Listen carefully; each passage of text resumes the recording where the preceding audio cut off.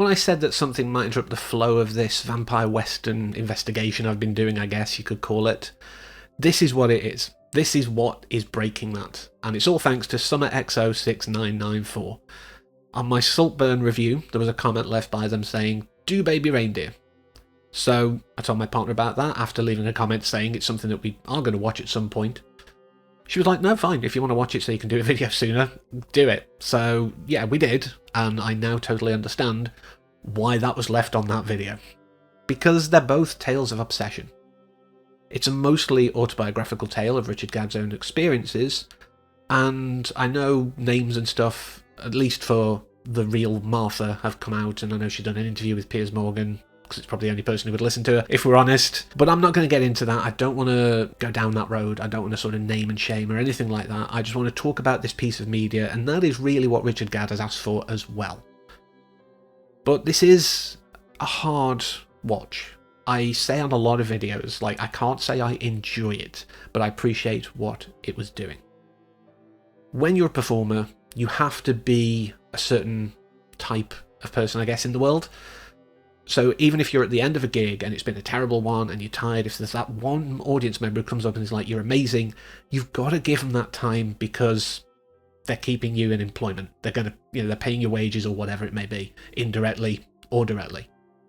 In the service industry, so bars, anything like that, you've also got to have that approach. You've got to be super nice, you've got to be on the ball, you've got to be friendly and welcoming, harsh if you need to be, particularly in the bar situation, but generally, you've got to be a nice person because that keeps the punters coming back in, and again, spending money over the bar, indirectly / directly paying your wages. So as a comedian who was struggling and working in a bar, Richard Gadd was exactly at the nexus point of both of those.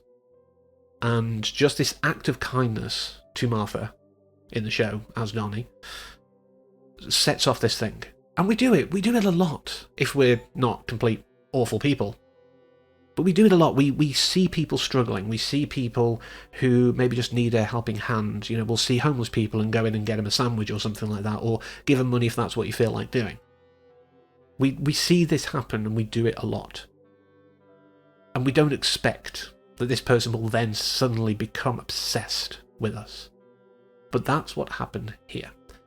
It's very dangerous. We hear of stalkers all the time. We hear of stalkers, unfortunately, ending the lives of the person they're obsessed with because they don't get the reciprocation of that feeling. It's very sad. It's kind of sort of part of my interest in psychology, stalkers and things like that. Next year, the second semester, there is a module I've asked, or requested, I've put my intention to do, called People Behaving Badly, which is about this kind of thing. Conspiracy theories, this kind of stuff will probably be tackled because it's interesting to me. And that's why Martha isn't just a villain in a show. We see elements of her life, and yes, she's done it before. Hopefully she would have learned from that and not done it again, but maybe there's something underlying all of this.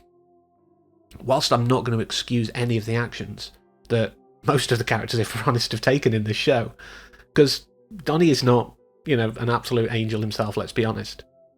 But I will not praise any of the negative actions, but I can understand, or try to understand, why this has happened. Her life got completely flipped over because of bad decisions, and she hasn't been able to make her life back because that's what she was. She was a lawyer, but she can't do that anymore with that criminal record. So now she just floats around and, again, just latches onto someone else. That stalker behaviour comes back because she's lacking in true social interaction, let alone anything else.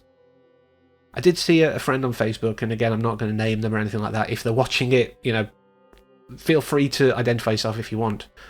But they were saying how after 2 episodes in, they were very upset by the fact of, a bigger woman with curly hair is this awful person. And I get it.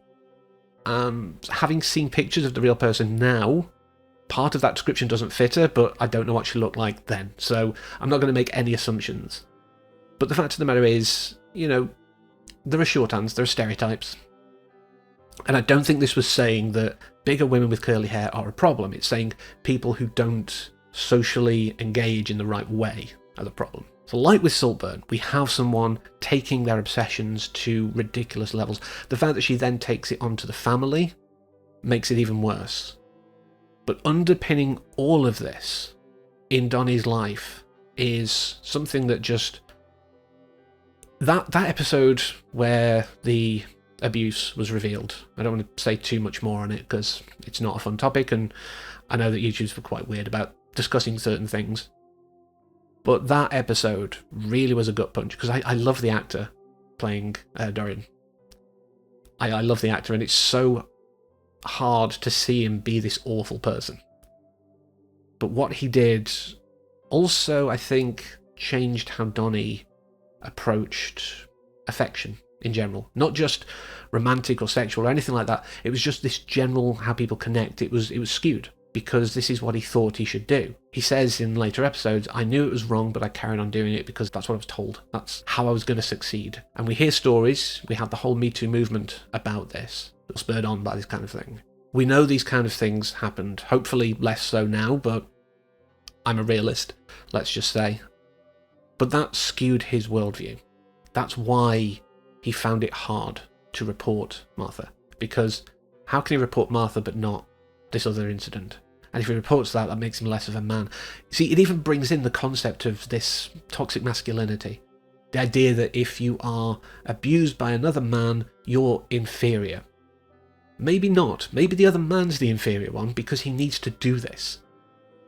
This is how he gets power, preys on the weak. It is not a judgment on you, it's a judgment on them. But it's very hard for survivors of this kind of thing to accept that without good help, psychological help. Future clients in theory for me, if I'm looking at it very cynically, but I'd hope not to get clients like this, let's put it that way. But the fact that you don't need to do this to feel whatever you need to feel when they do, shows that you're stronger. You're a better person because you don't have to do this. They are the one who is weak, they're the coward. And I'm not going to go into a big rant about this, of course, but it is something that I believe. It's not the survivor of the situation that's bad, that's wrong, that's weak, whatever you want to call it. It's the person who did it to them. But like I say, this colours how Donnie approaches it all, and it means that it's harder for him to do it. But finally there comes that moment of, okay, yeah, I accept. This is who I am. This was part of my history. And I need to make sure that it doesn't happen again. I'm going to confront this. And the fact that he speaks to his parents about it, and his dad just goes, yeah.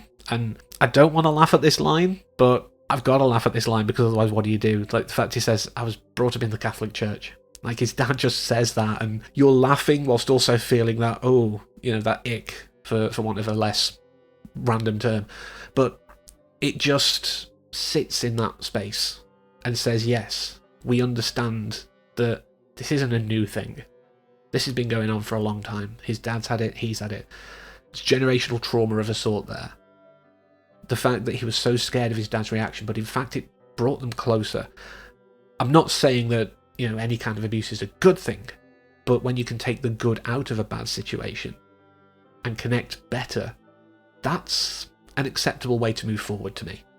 When you own what happened before and you turn it from a place of shame, a place of vulnerability and weakness, to a point of, I survived this. It's almost a point of pride, a badge of honour. That happened to me, I got through it. And yes, I feel for Donnie, and obviously Richard Gadd by association, but I do also feel, to go back to it, for Martha and her real world counterpart. I do think that there is something underlying there that leads to this behaviour, and I just want to help people like that in the future. I want to stop this kind of thing. It's part of what's drawn me towards psychology, this idea of helping, particularly counselling, this idea of helping people through so that they don't need to resort to unhealthy strategies to manage whatever they're dealing with, like stalking people, like this obsessive behaviour, like abuse. If we can help get rid of that, then the world's better. So thank you very much, Summer, for recommending this. I feel weird thanking someone for recommending something like this, but it gave me a lot of food for thought. It engaged me, and I appreciate the suggestion. Based on Saltburn, it does make sense. But yeah, it was an engaging watch. I think a very interesting insight into abuse and stalking. And I just hope that everyone involved, the real world versions, are okay and are coping. And of course, as always, until next time, thank you for watching, and seriously, please take care.